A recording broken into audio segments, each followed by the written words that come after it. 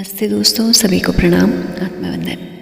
सर्वपितृ अमावस, जिसे हम पितृ विसर्जन भी कहते हैं, 16 दिन के ये पितृपक्ष थे, जिसका आखिरी दिन सर्वपितृ अमावस के रूप में मनाया जाता है।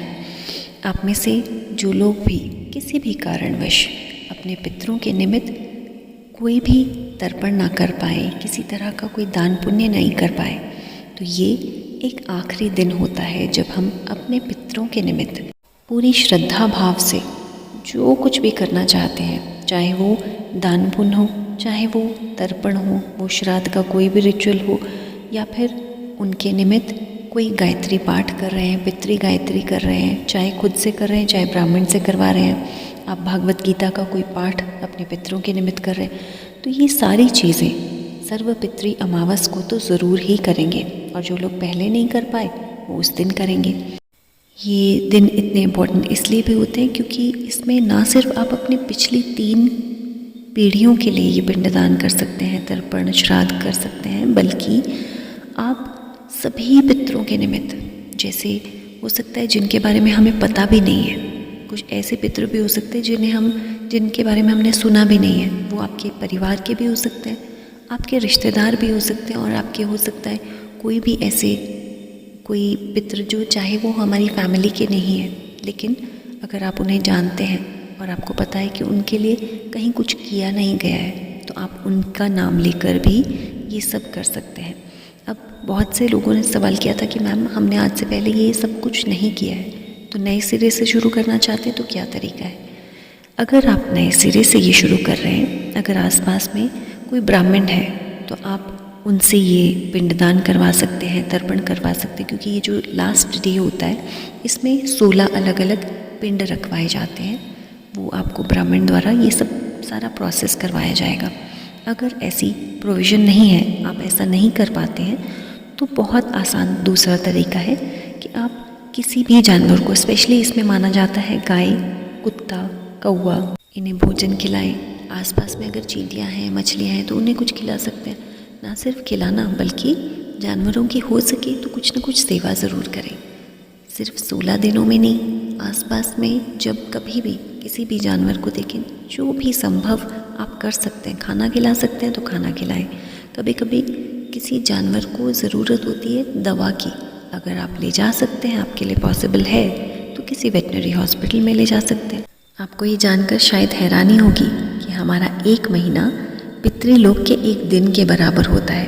कहते हैं कि जो हमारा शुक्ल पक्ष होता है वो उनका 1 दिन होता है, और हमारा कृष्ण पक्ष 1 रात के बराबर होती है। इसीलिए पूर्णिमा से लेकर अमावस तक पितृलोक में रात्रि होती है, और अमावस से लेकर फिर से पूर्णिमा तक वहाँ पर दिन होता है। ऐसा मनुस्मृति में भी लिखा गया है और विष्णु पुराण में भी लिखा गया है। वैसे तो गीता जी का पाठ हमें हमेशा ही करना चाहिए, नहीं कर सकते तो कम से कम सर्वपितृ अमावस के दिन गीता जी का 7वां अध्याय यदि खुद पढ़ सकते हैं तो खुद पढ़ें, नहीं पढ़ सकते हैं, संस्कृत पढ़ने में कहीं कठिनाई आती है, तो इसको ऑडियो बुक्स के फॉर्म में भी आप सुन सकते हैं। गीता जी का जो 7वां अध्याय है वो हमारे पितरों के निमित्त ज़रूर सुने।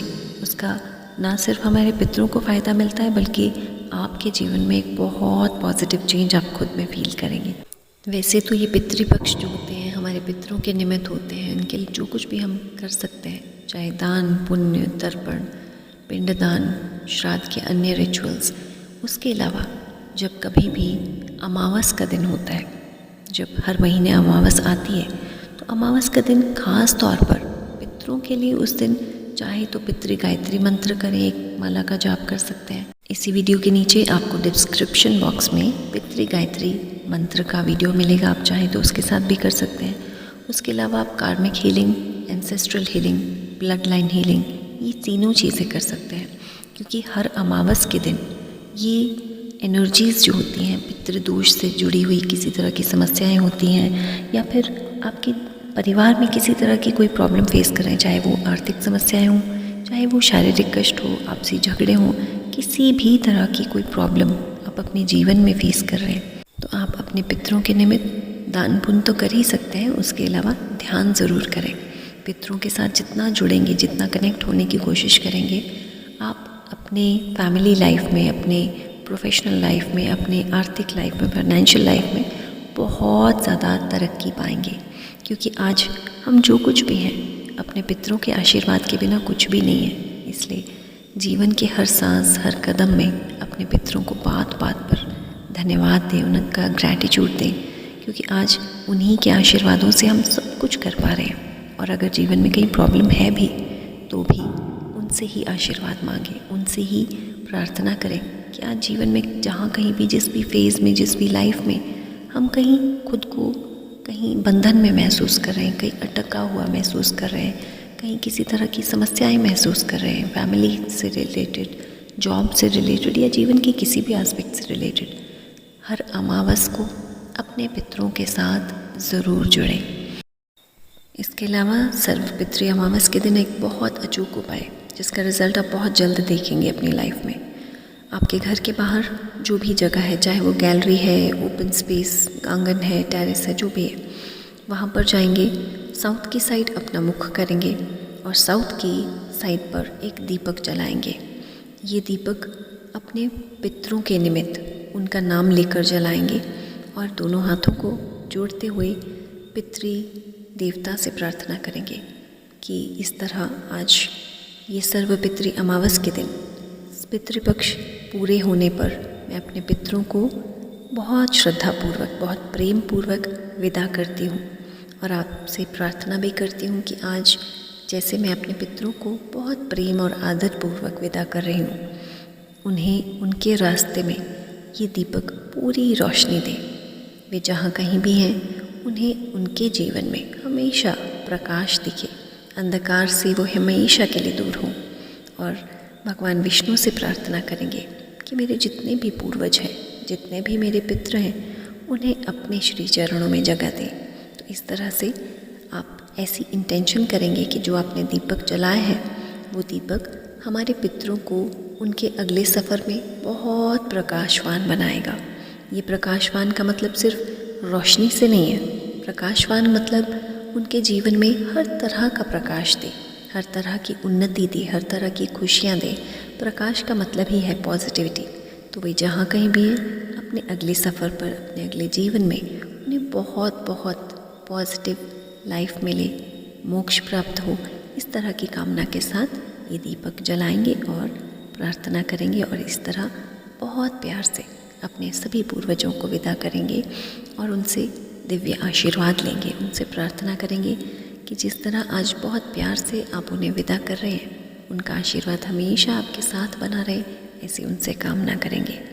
अगला उपाय, आप एक छोटा सा हवन कर सकते हैं, बहुत ही आसान है। इसके लिए आपको किसी तरह की, किसी की हेल्प की ज़रूरत नहीं, आप खुद से इसे कर सकते हैं।